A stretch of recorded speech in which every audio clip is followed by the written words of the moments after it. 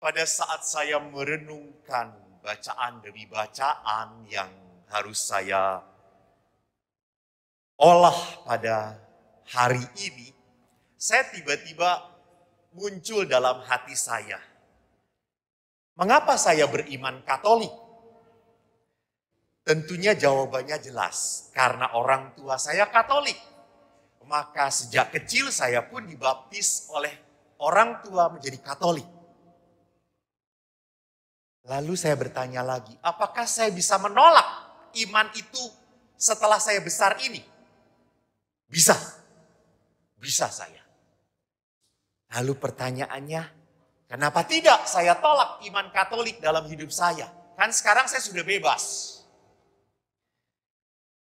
Saya akhirnya berkata, mengapa saya harus menolak iman Katolik kalau saya merasa rahmat keselamatan, damai, sukacita saya peroleh dalam hidup beriman saya. Jadi akhirnya toh iman Katolik adalah sebuah pilihan diri saya. Sekarang saya yang menentukan mau menjadi Katolik. Memang kadang-kadang ada yang bertanya, apakah pastor yakin bahwa iman Katolik itu benar?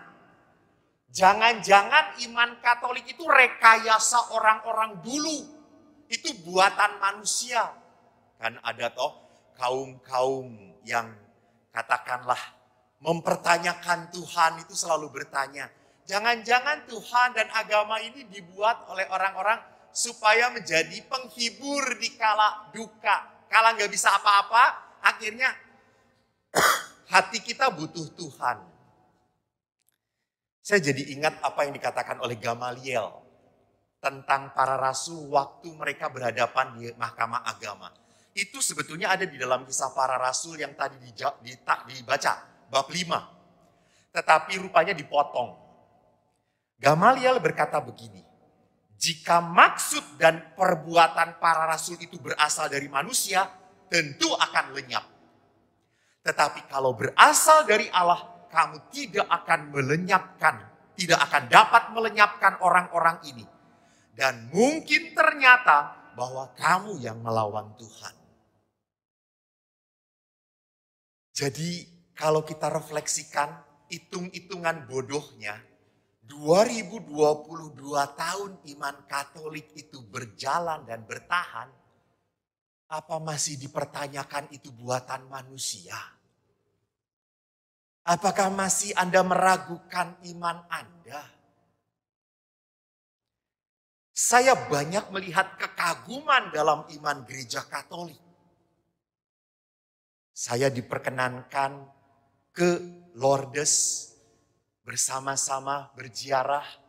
Ada perarakan Bunda Maria, diucapkan doa Salam Maria dari berbagai macam bahasa yang sama sekali ku tidak mengerti.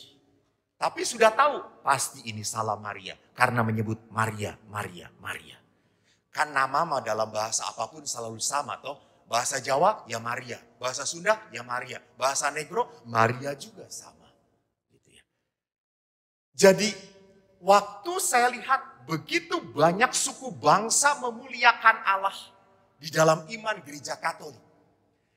Bahkan kalau Anda melihat kasanah wajah Yesus, bentuk Yesus, ada yang seperti ini, ada yang seperti ini, ada Yesus yang seperti ini. Lalu semua orang tanya, mana yang benar Romo? Semua benar. Karena semua itu memperlihatkan iman dan devosi, rasa hormat. Begitu kayanya orang mengungkapkan iman kepada Allah. Coba Anda lihat di puji syukur aja, Tuhan kasihanilah kami. Sama kata-katanya, Tuhan kasihanilah kami. Tetapi ada nada syukur, ada nada permohonan kepedihan. Ada kalimat yang sama, di dalam musiknya pun begitu kaya. Apalagi kalau nanti Anda sempat ke Eropa, ke Roma. Lihat Basilika Lateran, lihat tempat para kardinal berkumpul untuk memilih konklav itu, memilih uskup, itu semua atap-atapnya lukisan semua. Orang-orang kudus. Saya sampai pegel melihatnya. Dan begitu indah. Para seniman ini melakukan sebagai tanda apa? Tanda hormat dia kepada Sang Allah. Di dalam iman gereja Katolik. Bukan hanya itu, kita punya sakramen.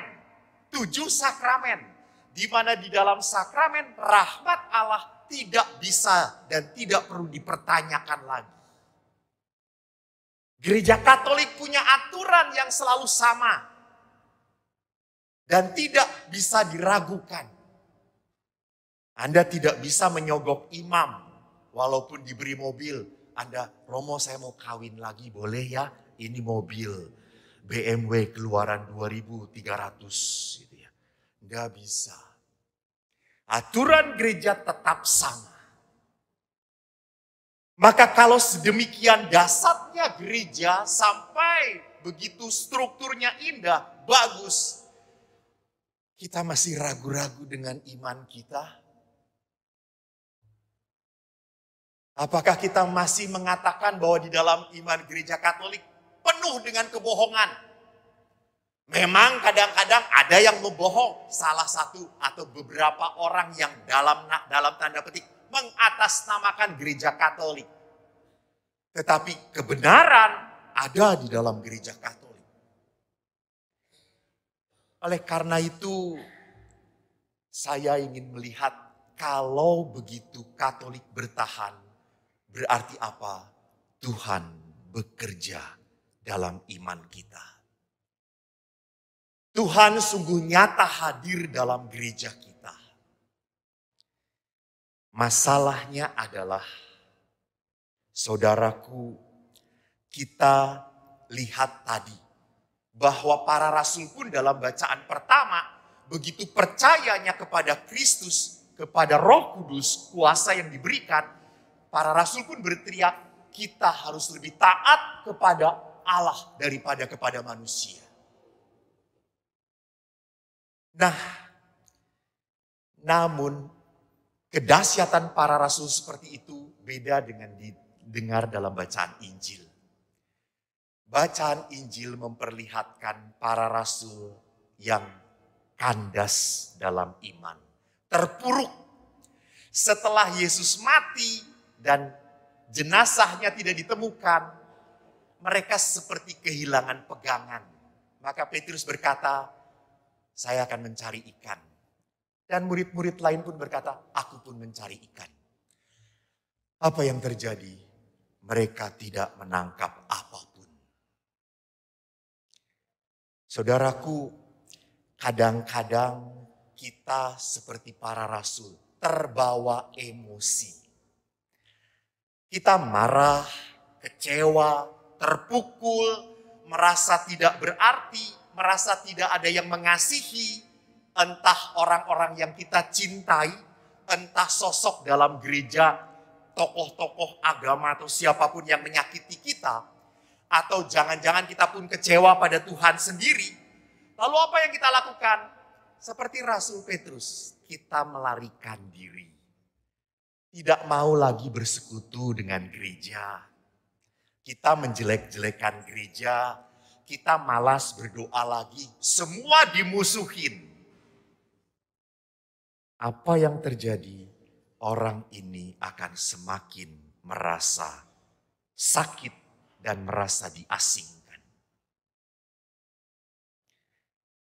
Saya pun kadang-kadang merasa sebagai imam, ya tidak berharga, ya tidak dihargai. Ya pada saat ini misa rame, ayo foto-foto dengan Romo. Paling-paling cuma 10 menit. Sudah jam 11, 12, sepi lagi gereja ini.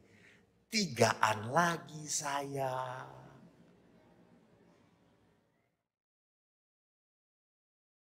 Jadi perhatikan di sini, kalau pada saat saya pribadi sebagai seorang imam atau Anda sebagai umat pun sama, mengalami terpuruk, jangan pernah lari dari Tuhan.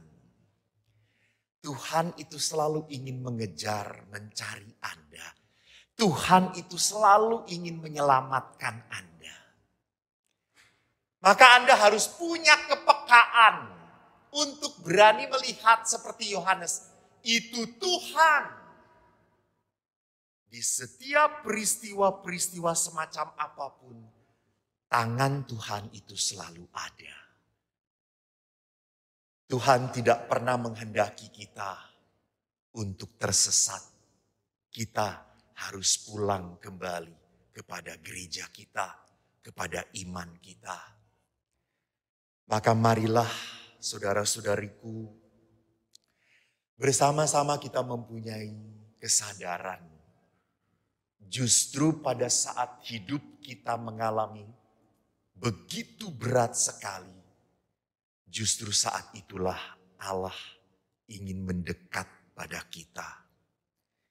Allah ingin mendekap kita.